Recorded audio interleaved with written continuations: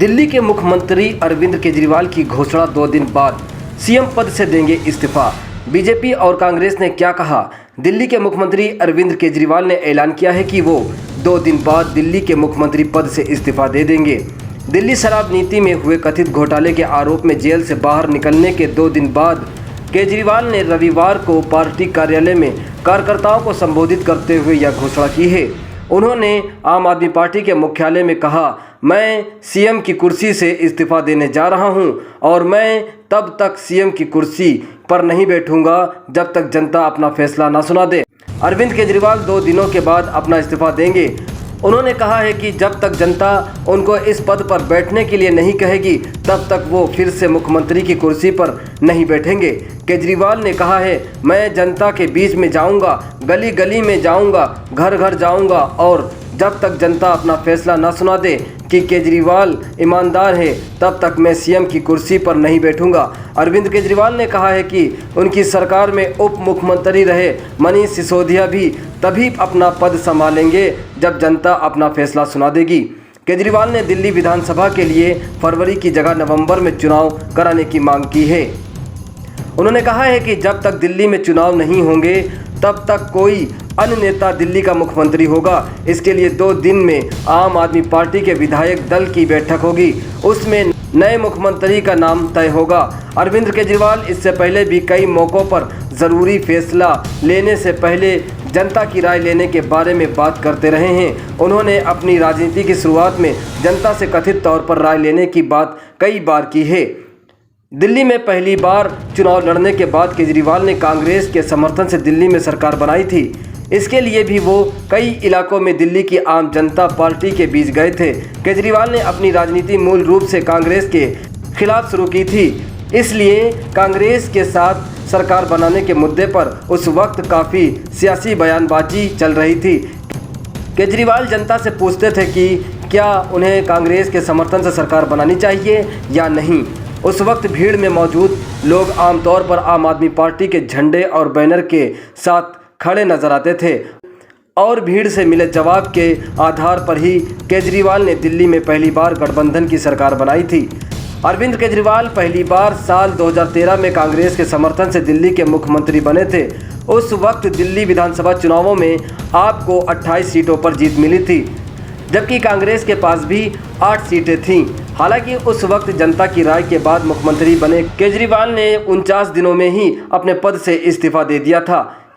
दिल्ली के मुख्यमंत्री अरविंद केजरीवाल के 2 दिन बाद इस्तीफे की घोषणा पर बीजेपी ने कहा है कि ये उनका पीआर स्टंट है।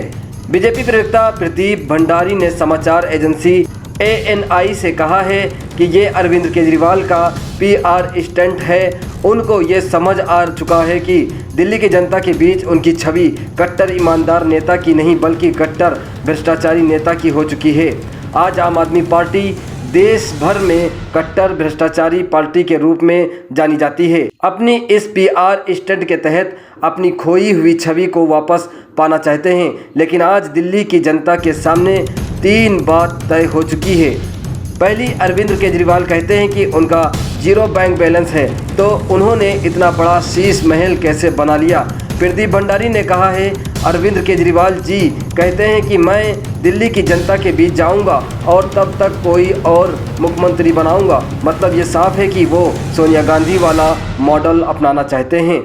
आज उनको समझ आ गया है कि आम आदमी पार्टी दिल्ली का चुनाव हार रही है और उनके नाम पर दिल्ली की जनता वोट नहीं कर सकती, इसलिए किसी और को बलि का बकरा बनाना चाहते हैं। केजरीवाल के इस्तीफे की घोषणा के बाद जेडीयू की भी प्रतिक्रिया आई है। जेडीयू के प्रवक्ता नीरज कुमार ने बयान जारी कर कहा है, सर्वोच्च न्यायालय ने आपको मजबूर कर दिया है, आपको मुख्यमंत्री कार्यालय जाने से मना कर दिया है। यह मजबूरी में लिया गया फैसला है, यह आपके मन से लिया गया फैसला नहीं है।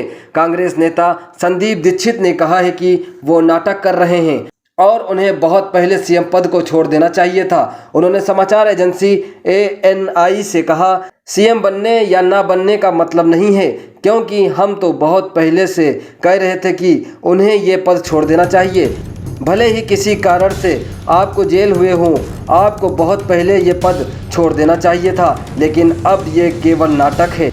इतिहास में शायद पहली बार हुआ है कि कोई पद पर बैठा आदमी जेल जाए और उसे जमानत मिलने पर कोर्ट कहे कि खबरदार, तुमने कोई फाइल छुई या तुम कुर्सी पर बैठे। हेमंत सोरेन जेल से छूटे तो उन पर कोई रोक कोर्ट ने नहीं लगाई। सुप्रीम कोर्ट को भी डर है कि ये आदमी सबूत मिटा देगा, गवाहों को डराएगा, धमकाएगा। सुप्रीम कोर्ट एक क्रिमिनल की तरह उन्हें ट्रीट कर रहा है, इसलिए पद पर रहने के लिए कोई नैतिकता नहीं बच जाती है।